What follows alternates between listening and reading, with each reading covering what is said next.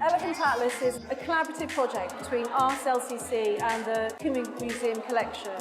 The Cuming Museum Collection has been in storage for 5 years, and we thought it would be a good idea to make a show that brought the collection out into the light again. So we invited 17 artists and writers to respond to the collection and make work that is inspired by its current condition. The work that I'm showing here at Elephant Atlas is a piece called Object, Actions, Choreography, and it's working with the collection from the Cuming Museum, and I've tried to animate that by thinking about performative forms of display. My name is Pamela Bar and I'm an artist from Cuenca, Ecuador, and I graduated recently from the photography BA in LCC last year.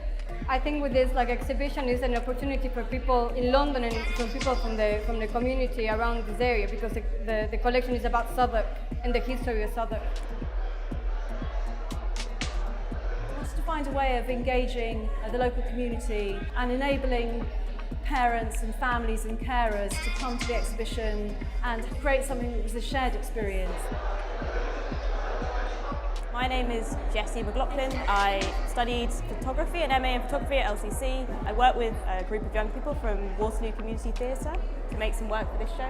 We ran through the archive, pulled out bits and bobs. We made plays around the objects, and we made some images which you can see, and we talked about where the objects are from and whether we have the right to take those kind of objects, put them in archives. Yeah, that whole process was very fluid, free-flowing, and that was great.